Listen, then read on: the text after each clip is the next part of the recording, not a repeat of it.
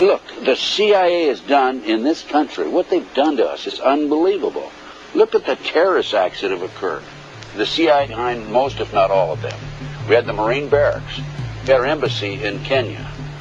We had Pan Am 103. We had the USS Cole.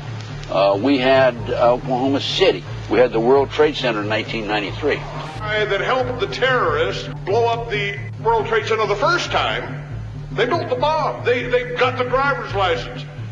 The informant, the FBI informant, a fellow named Salam, a 43-year-old former Egyptian army officer, he was given the assignment to put the bomb together. And he went to his supervisor, his FBI supervisor, and said, we're going to put a dummy bomb in here, right? And the FBI supervisor said, no, we're going to put a real bomb. The FBI actually carried out the attack on the World Trade Center in 1993. They actually hired Ahmad Salam and paid him $1 million and gave him real explosives, a detonator, and told him to build a bomb and to give it to the foolish people that he was controlling to allow them to attack the World Trade Center complex. Unfortunately for them, there were only 6 people killed, not enough to pass the legislation. So what happened is 2 years later, April 19, 1995, down comes Oklahoma City Murrah building, 168 people killed. 1 year later, the anti-terrorism legislation that takes away many of our constitutional rights and civil liberties is passed.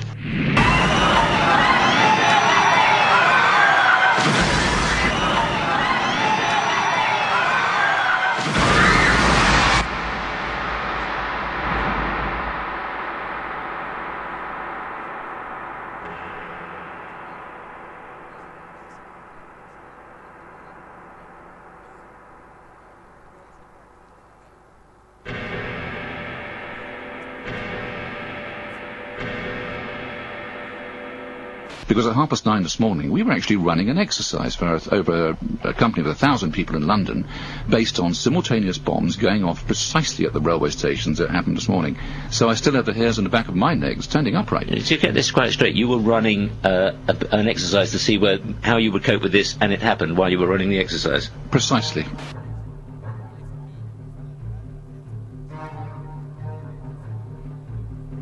Supposed to believe is some kind of coincidence, there was also an anti-terrorist drill going on 7/7. And again, just like 9/11, they were talking about attacks on the same targets, the same kind of tube stations, and exactly the same time as the actual attack happened, providing some kind of cover for what must be operations orchestrated in some way by the state.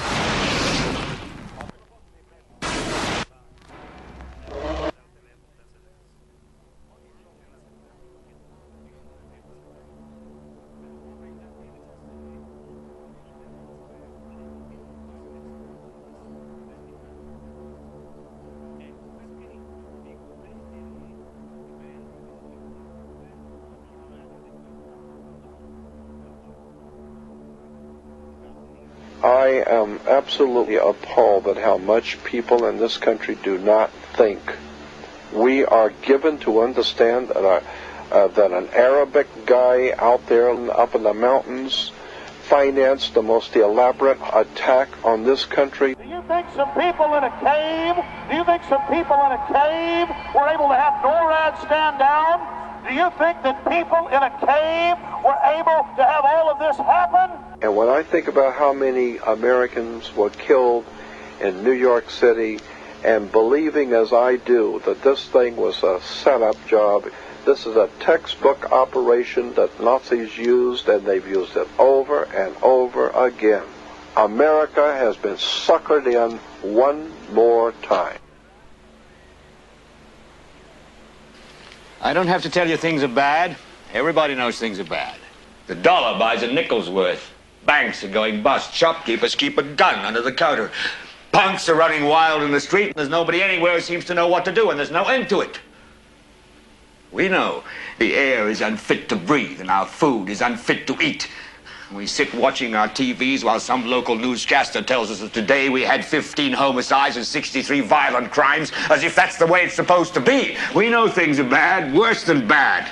They're crazy. It's like everything everywhere is going crazy, so we don't go out anymore.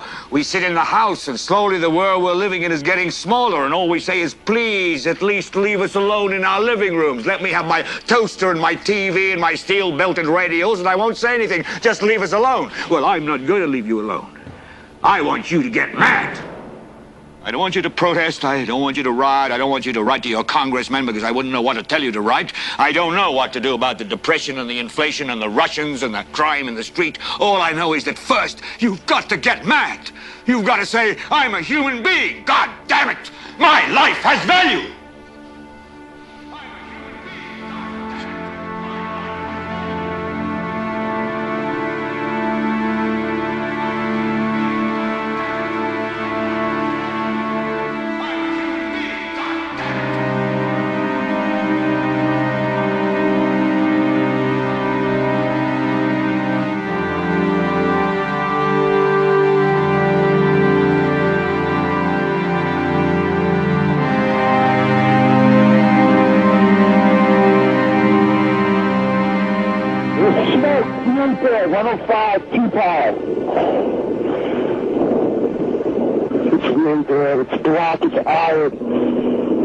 My wife thinks I'm all right. I called her and said I was leaving the building. I was fine, and bang.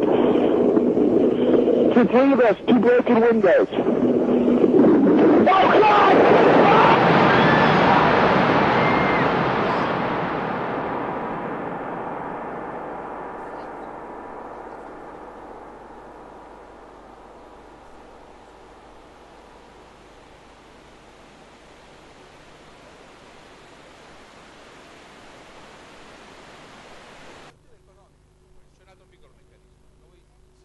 Ladies and gentlemen, the very word secrecy is repugnant in a free and open society, and we are, as a people, inherently and historically opposed to secret societies, to secret oaths, and to secret proceedings. For we are opposed around the world by a monolithic and ruthless conspiracy that relies primarily on covert means for expanding its sphere of influence, on infiltration instead of invasion, on subversion instead of elections, on intimidation instead of free choice. It is a system which has conscripted vast human and material resources into the building of a tightly knit, highly efficient machine that combines military, diplomatic, intelligence, economic, scientific, and political operations. Its preparations are concealed, not published. Its mistakes are buried, not headlined. Its dissenters are silenced, not praised. No expenditure is questioned, no secret is revealed. That is why the Athenian lawmaker Solon decreed a crime for any citizen to shrink from controversy. I am asking your help in the tremendous task of informing and alerting the American people, confident that with your help, man will be what he was born to be, free and independent.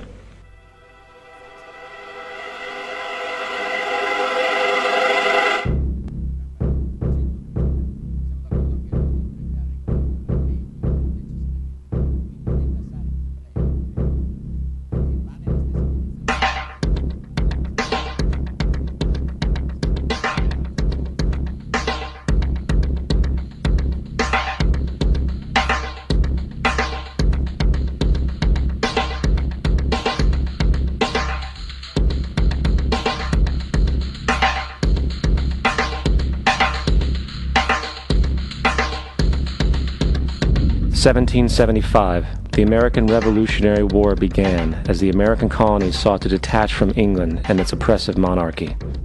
Though many reasons are cited for the revolution, one in particular sticks out as the prime cause: that King George III of England outlawed the interest-free, independent currency the colonies were producing and using for themselves, in turn forcing them to borrow money from the Central Bank of England at interest, immediately putting the colonies into debt.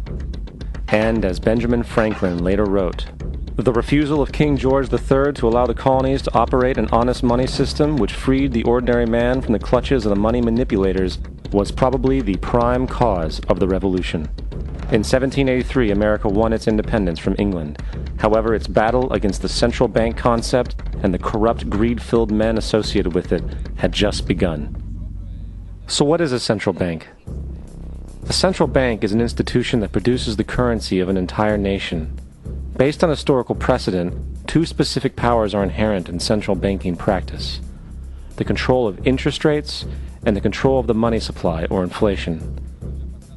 The central bank does not simply supply a government's economy with money, it loans it to them at interest. Then, through the use of increasing and decreasing the supply of money, the central bank regulates the value of the currency being issued. It is critical to understand that the entire structure of this system can only produce one thing in the long run: debt. It doesn't take a lot of ingenuity to figure this scam out. For every single dollar produced by the central bank is loaned at interest. That means every single dollar produced is actually the dollar plus a certain percent of debt based on that dollar.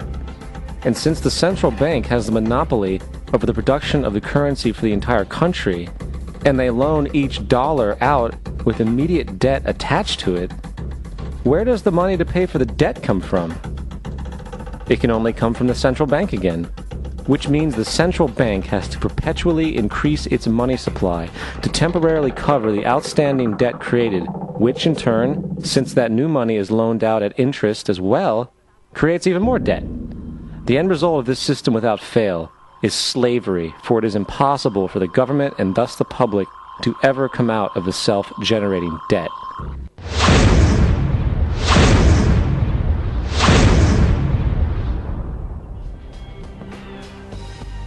Ci vediamo tra poco qui a Rebus con il prosieguo di Zeitgeist.